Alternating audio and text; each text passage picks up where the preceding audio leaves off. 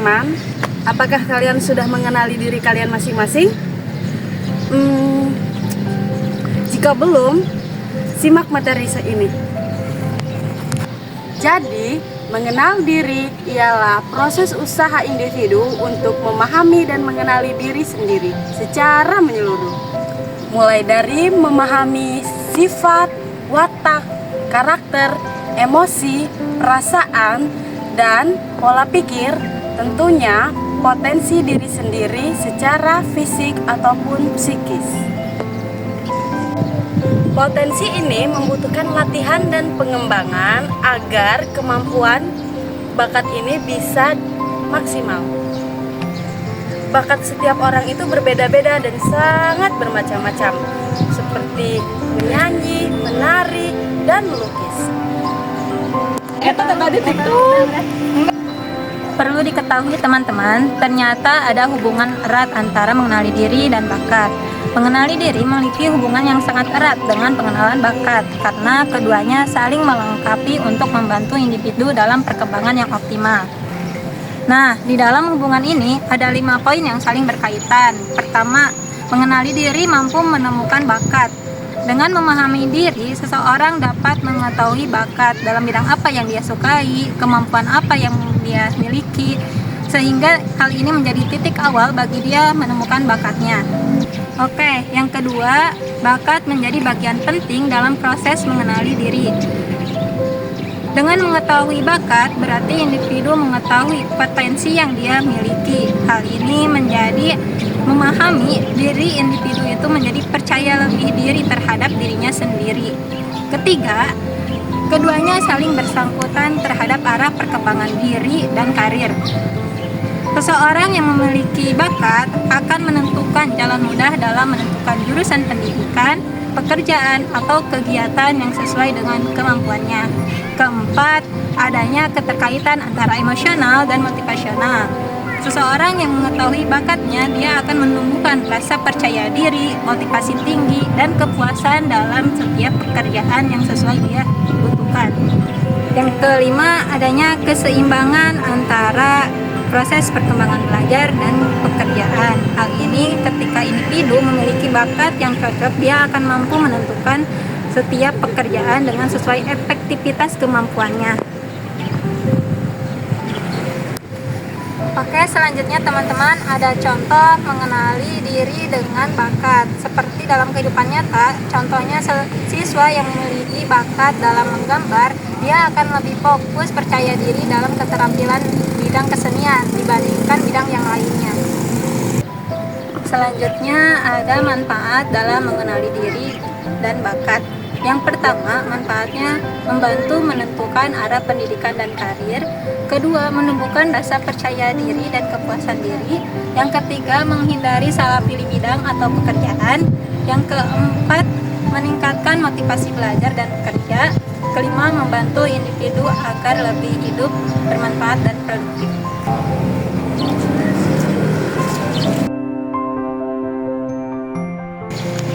Selanjutnya, cara mengenal diri melalui bakat. Cara yang pertama yang bisa Anda lakukan adalah melalui refleksi diri.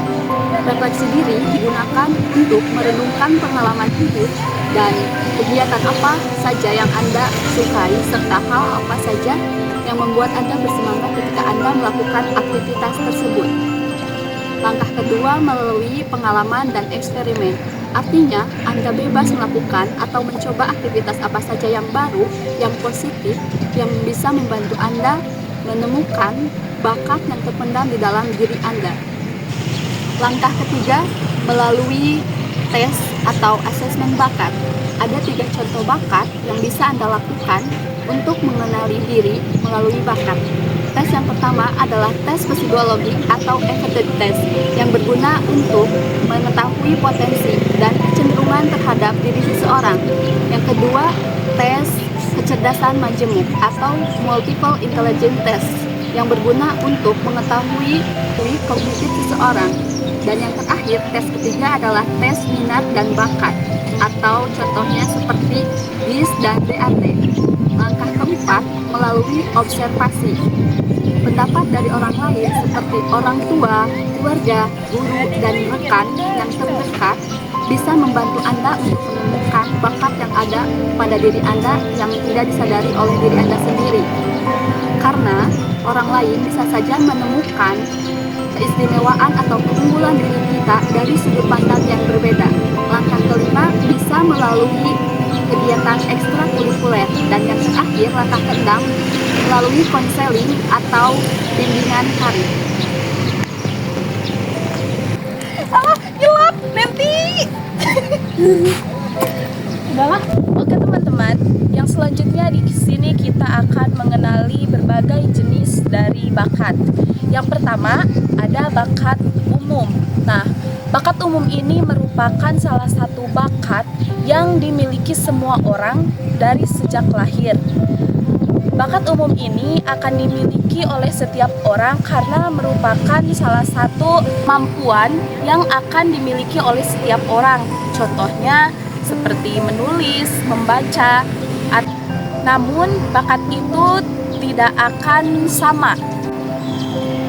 Contoh, si anak A ini mempunyai kemampuan cepat dalam menulis, namun si B ini mempunyai kemampuan lambat dalam menulis. Kemudian yang kedua itu ada bakat khusus. Nah, bakat khusus ini tidak dimiliki oleh setiap orang, berbeda dengan bakat umum yang dimiliki oleh hampir semua orang. Nah, dalam bakat khusus ini itu terjadi hanya kepada orang-orang tertentu saja, seperti menari, bernyanyi. Nah, itu merupakan salah satu contoh dari bakat khusus. Nah, yang ketiga ada bakat verbal. Bakat verbal ini merupakan kemampuan seseorang yang sangat baik dalam berkata-kata, lisan ataupun tulisan. Contohnya seperti seorang MC yang sangat lancar berbicara di depan halayak umum. Kemudian yang selanjutnya yang keempat ada bakat numerik. Nah, bakat ini berkaitan dengan seseorang yang pandai dalam berhitung. Yang selanjutnya ada bakat abstrak. Nah, bakat abstrak ini kemampuan seseorang yang memahami pola ukuran yang sangat luar biasa. Nah, contohnya seperti desainer. Kemudian yang terakhir ada bakat bahasa. Nah, bakat bahasa ini mungkin kalian semua teman-teman sudah pada tahu. Bakat bahasa merupakan kemampuan seseorang yang memahami lebih dari 2 atau 3 bahasa.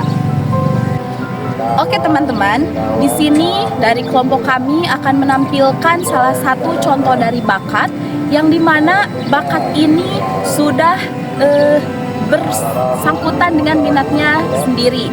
Karena jika ada bakat tanpa minat itu tidak akan terjadi. Nah, ini adalah salah satu contoh bakat dari bakat khusus, yaitu seni tari. Silahkan.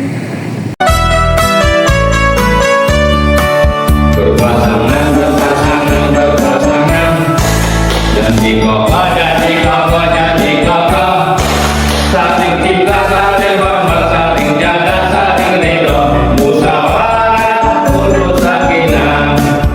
Salah.